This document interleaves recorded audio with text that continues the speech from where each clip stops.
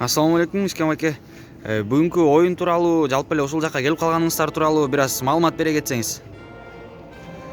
Саламатсыңарбы, урматтуу көрүүчүлөр.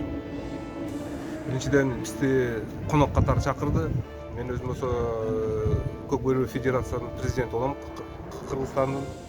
Анан кийин ушул жерде ушу Москва жеринде иштеп аткан жигиттер Көк Бөрү оюнун көрсөтөлүк деп чакырылгандан келип, катышып, ачылышына катышылып, эмгек кылган жигиттерге ыраазычылыгыбызды айтып, анткени өзүңөр билгендей Көк Бөрү бул Кыргыздын нукура бир оюндарынын бири деп айтсак болот. Анан ушу Московский областка келип аткан, өткөрүп аткан жигиттерге ушундай ыраазычылыгын билгиским келет. Ушундай майрам деңгээлинде өткөрүп, мына ушу Раменский ипподромго келип, мен өзүм Ак Кулай ипподромунда жүргөндөй болуп атам. Ушундай коштоочулар, колдоочулар, Көк Бөрүнү сүйүүчүлөр келип, дүңкүрөтүп трибунанын баардыгын көтөрүп атканга. Да, экинчи суроо, бул жерде ошол жалпы эле ошол турнир бүгүнкү өткөрүп аткан турнир тууралуу мындай маалыматтар боюнча бул жакта федерациянын жардамы аркылуу өтүп атат дейт. Ошол тууралуу да айта кетсеңиз, федерациянын ишмердик календарлык планына кирген турнирби, оюнбу бул же жеке жактар уюштурганбы? Федерация Кыргыз Республика Федерациясы, Кыргыз Республиканын федерациянын демилгеси менен, коштоосу менен нукуру өткөрүүчү бул Москва областынын Көк Бөрү Федерациясынын демилгеси менен болуп атат. Анан кийин Нурбек мырзаны баарыбыз тең тааныйбыз. Ошол уюштуруп, бүт баардыгы ошо жасап берип атат. Биз дагы ошону коштоп, анткени биздин алдыбызда дагы 31-августта Кубок президента деген бар. Ошону эл аралык деңгээлге чейин көтөрөлүк деген бир ой пикирибиз бар болчу. Анан ошол жерден келип ушу российский командалар менен сүйлөшүп, ошол жака чакырып, жакшы бир оюнду өткөргөнгө деген оюбузбен келдик. Демек, алдыдагы Кыргызстанда өтүүчү өзүбүздүн жеке чемпионаттарда Россия мамлекетинин атынан да команда барып калышы мүмкүн бизге. Биз ошол боюнча жумуш өткөрүп атабыз. Жана айтып кетпедимби, ошо именно биздин президентибиздин кубогун эл аралык деңгээлде өткөрөлүк деген. Бул Россия эле командасы эмес, Өзбекстандан да чакырып атабыз, Тажикстандан чакырып атабыз, Афганистан менен сүйлөшүп атабыз. Кудай буюрса ошол деңгээлде өткөрөбүз. Чоң рахмат. Сиздер менен бирге Кыргыз Республикасынын Көк Бөрү Федерациясынын президенти болду. Маегиңизге чоң рахмат. Рахмат.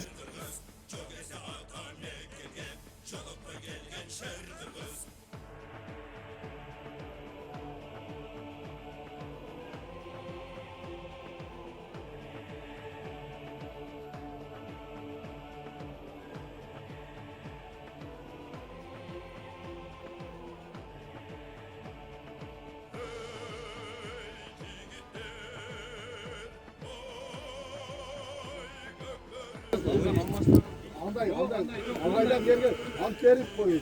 Milletçim alt verip, prisaya takıyor. Yok.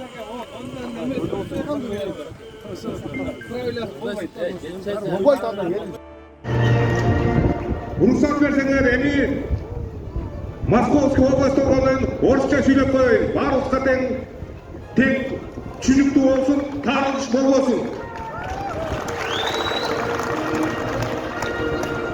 Я не хочу много говорить.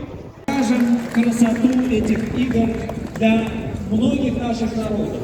Наше Подмосковье – это территория мира, добра и добрососедства. Это уважение культур и традиций друг друга. Только через вот такие мероприятия мы сможем больше рассказать о нашей культуре, о наших традициях и наших обычаях. Поэтому желаю, иншаллах, чтобы сегодня, как было сказано, победил сильнейший.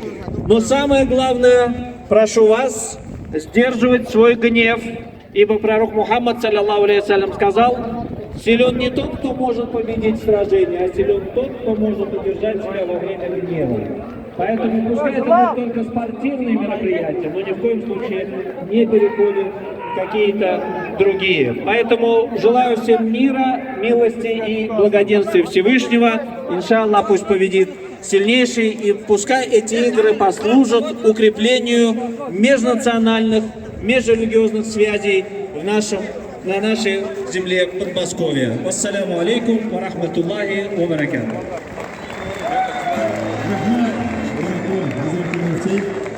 Hazırda sözde Россия Ядерной Ассамблеясының жетекшісі. Манастың көрмандары. Хочу сказать, что в прошлом году Манас Ниязовтың был көрмандары. объявлен годом Курчап. Республики Кыргызстан и Российской Федерации. Манас А Ниязов год иллюстрат был Российской деді. Федерации в Кыргызстане. Но эти праздники мы не смогли с вами завершить. Я надеюсь, что сегодняшние соревнования у каждого останутся в своем сердце и душе на долгую память. Я надеюсь, что эти мероприятия станут традиционными. Ну а мы хотели, чтобы вы показали сегодня действительно яркие выступления, чтобы мы запомнили их на всю жизнь. Поэтому спасибо всем.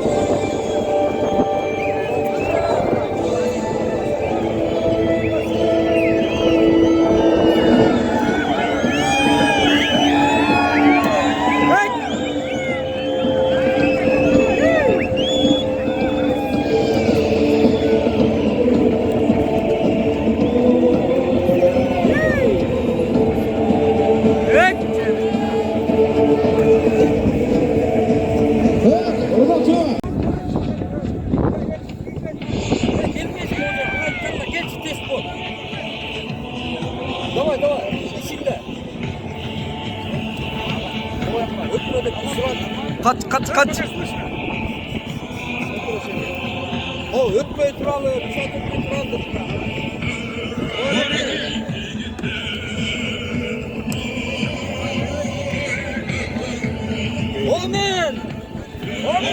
Amin.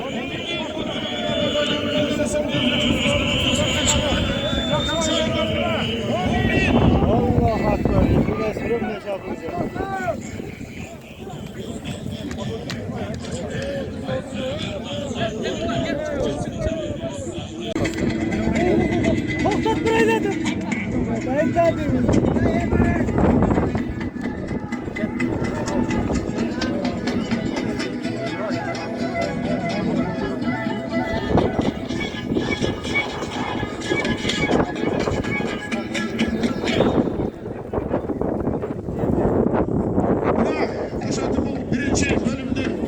Алғашқы минуталары 1-0 есебінде астыға шыққан Подольск командасы болды. Подольск команда ойнап отқан Нурали Шатов.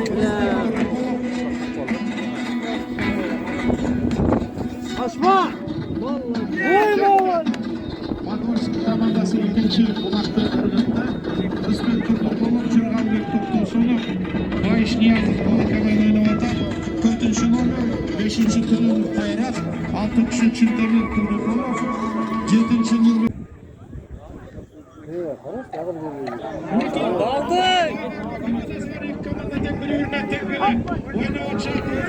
Өтті, жашылға өтті. Немчен ойнап отқандар бұлар Иркутский командасына. Ойдай, әмі! Байыш Ниязовтың.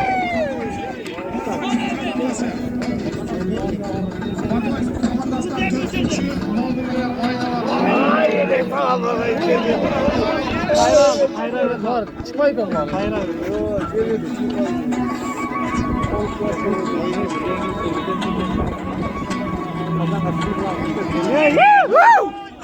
Baba.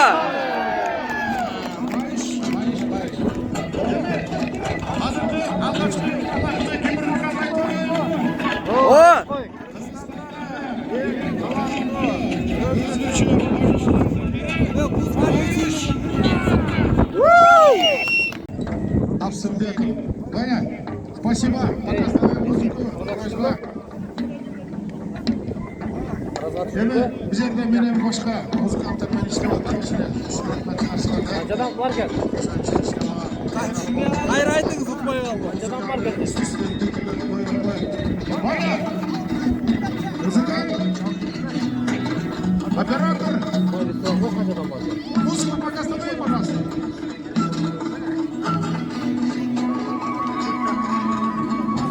Başladın.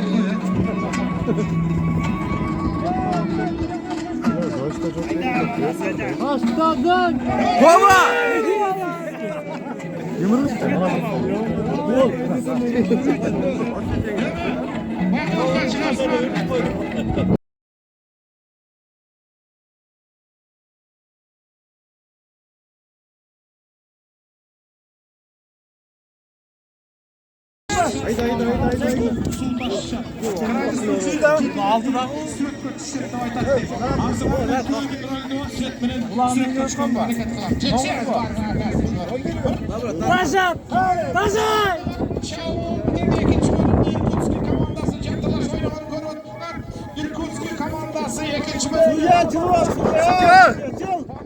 komandasi jantalashib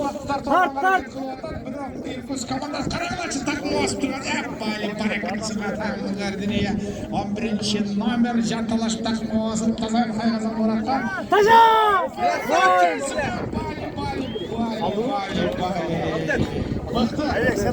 Yaxshi uloqtirib o'tdi. Kasab 40 kasab bo'ladi. Yerda suyray turgan yerdasiga qadimdirib o'ynab turgan yerda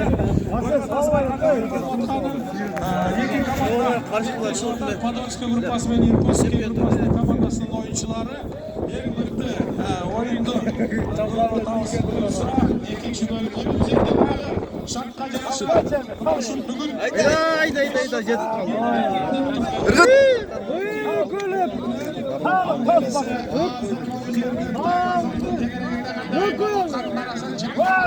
Opa!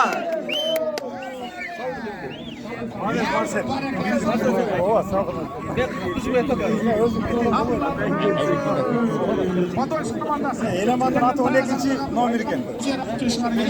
Qancha javob? Vaqt az qoldi. Podolskiy komandasi 1 minutga yetdi. Bayish Niyazovda. Ketdi qarachi baratgan. Ay bayishtim baratgan qarachi. Chapqan qarag'lachi. Ayg'azonga yetib qolgan qarag'lachi. Hech to'xtab o'tirganda qaramay.